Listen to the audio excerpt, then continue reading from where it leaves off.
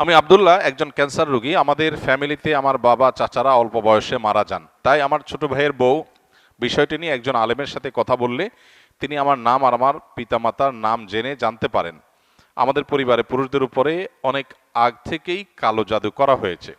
এবং তিনি তখন জিজ্ঞাসা করেন আমাদের মধ্যে বর্তমানে কোনো ক্যান্সার রোগী আছে কিনা। যেহেতু অনেক আগেই কালো জাদু করা হয়েছে, তাই সেটি দূর করা নাকি অনেক কষ্টকর হবে। কোরআন ও হাদিসের আলোকে আমি এর সমাধান চাচ্ছি, আর যাতে আমাদের পরিবারে কেউ ক্ষতিগ্রস্ত না হয় তার জন্য কি করণীয় দয়া করে জানাবেন। দেখুন, ব্ল্যাক ম্যাজিকের সাথে ক্যান্সারের একটা যোগসূত্রের কথা অনেক অভিজ্ঞ এবং নির্ভরযোগ্য রাকিদের কাছ থেকে আমি শুনেছি। তারা তাদের অভিজ্ঞতার কথা বলেছে যে ক্যান্সারের মতো দুরারোগ্য ব্যাধি এর সাথে ব্ল্যাক ম্যাজিকের কানেকশন অনেক বেশি। কিন্তু এখানে যেটা বলা হলো যে কোনো ব্যক্তির নাম পিতার নাম জেনে ওই বংশের সবাই ডায়াগনোসিস করা হচ্ছে, অনেক নির্ভরযোগ্য রাখিদের মতে এটা সঠিক নয়। এবং এই পদ্ধতিটা মূলত রুকিয়া শরিয়া বা শরিয়া সম্মতে যে রুকিয়া তার মধ্যে এই পদ্ধতিটা পড়ে না। রুকিয়া শরিয়ার সবচাইতে সহজ এবং স্বাভাবিক পন্থা হলো ডায়াগনোসিসের, যে কোরআনে কারিমের তেলাওয়াত, রুকিয়ার আয়াতগুলোর তেলাওয়াত এবং এ জাতীয় বিষয়াশয়গুলো যখন করা হয় তখন রোগী তার মধ্যে একটা অবস্থার পরিবর্তন হয়, অস্থিরতা আর না হলে প্রশান্ত অনুভব করা, এগুলো দেখে মোটামুটি রাকিরা নিরূপণ করেন যে সে এফেক্টেড কিনা। আরও নানাবিধ উপায় আছে, এটা তার মধ্যে একটা। তো এই যে নাম বাপের নাম জেনে পুরা গোষ্ঠীর ডায়াগনোসিস করা, দূর থেকে শুধুমাত্র এই নাম দিয়ে ডায়াগনোসিস করা, এটাকে রুকিয়া শরিয়ার সাথে জড়িত রাকিরা সঠিক বলেন না। এটা হলো একটা কথা। দ্বিতীয় কথা হলো যে আমরা আত্মরক্ষা কিভাবে করতে পারবো। আসুন্নাহ ফাউন্ডেশন থেকে ইনশাআল্লাহ আগামী সপ্তাহের মধ্যেই আশা করছি আমরা একটা লিফলেট আমরা প্রকাশ করব, যেটা আসুন্নাহ ফাউন্ডেশন অফিস থেকে সংগ্রহ করা যাবে বা অনলাইন থেকে আমাদের ওয়েবসাইটগুলো থেকে ডাউনলোড করে নামিয়ে নেওয়া যাবে। কেউ চাইলে ফ্রি সংগ্রহ করে বিতরণও করতে পারবে ইনশাআল্লাহ। সেখানে আমরা জিন জাদু ইত্যাদিতে আক্রান্ত মানুষদের সিমটমগুলো কি থাকে সাধারণত সেগুলোকে আমরা একত্র করে দিয়েছি, এবং সেখানে ব্ল্যাক ম্যাজিক এবং দুষ্ট জিন বদনজর এগুলোর আক্রমণ থেকে, এগুলোর উপদ্রব থেকে নিজেদেরকে সেফ বা নিরাপদ রাখার উপায় কি, কোরআন হাদিসের আলোকে অনেকগুলো গাইডলাইন সেখানে দেওয়া আছে। এগুলো আমরা মেনে চললে আশা করা যায় আল্লাহ তাআলা আমাদেরকে হেফাজত করবেন। এর ভিতরে মোস্ট কমন হলো সকাল সন্ধ্যার দোয়া এবং জিকির। এটা যাতে কোনো অবস্থাতে মিস না হয়। বিশেষ করে সকাল সন্ধ্যা দোয়া জিকিরের মধ্যে রক্ষা কবচ যে দোয়া জিকিরগুলো আছে এগুলো কিন্তু খুবই গুরুত্বপূর্ণ। তিনকুল, বিসমিল্লাহিল্লাযী লা ইয়াদুররু মা ইসমিহি, তারপরে আপনার হাসবি আল্লাহু লা ইলাহা ইল্লাহু, আয়াতুল কুরসি, এই রক্ষা কবচ আমলগুলো বিশেষভাবে পালনীয় সকাল সন্ধ্যায়। এটা যদি নিয়মিত কেউ করে আল্লাহ তাআলা তাকে হেফাজত রাখবেন। সুন্নাহসম্মত রোজাগুলোর বৃহস্পতিবার, বিশেষ করে চাঁদের 13, 14, 15 ব্ল্যাক ম্যাজিক থেকে বাঁচার জন্য এই 3 দিনের রোজা খুবই গুরুত্বপূর্ণ। রোজা এখন ডাক্তাররাও রাখতে বলে, স্বাস্থ্যের জন্য ভালো।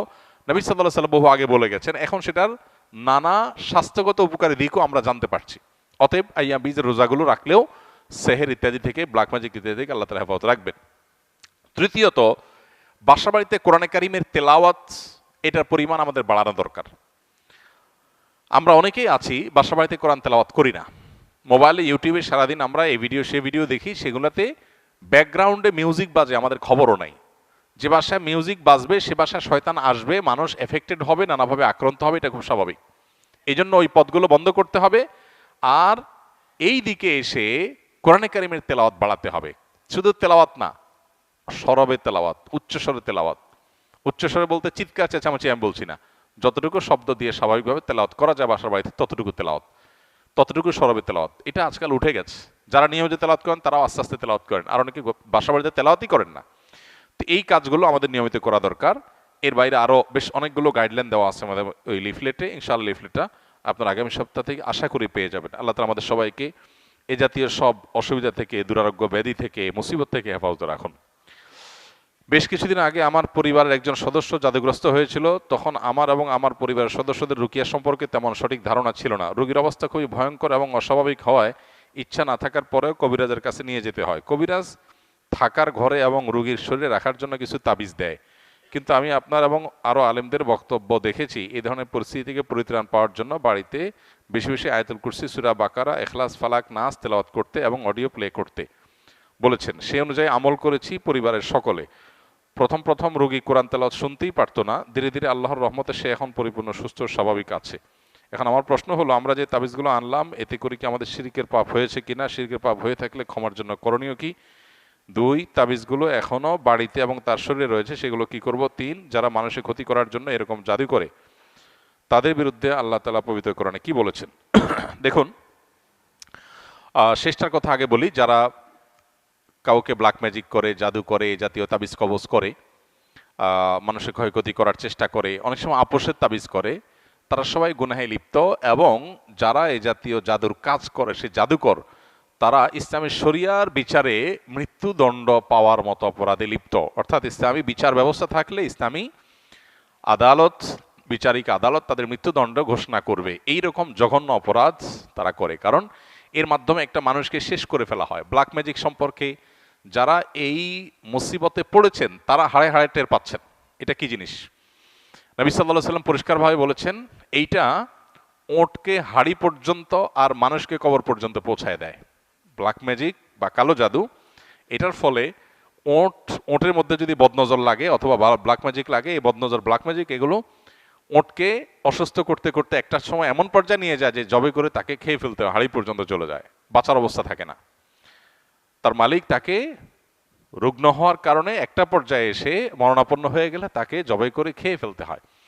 আর মানুষ বদনজর এবং সেহের এগুলোর কারণে অসুস্থ হতে হতে হতে একসময় কবর পর্যন্ত চলে যায়।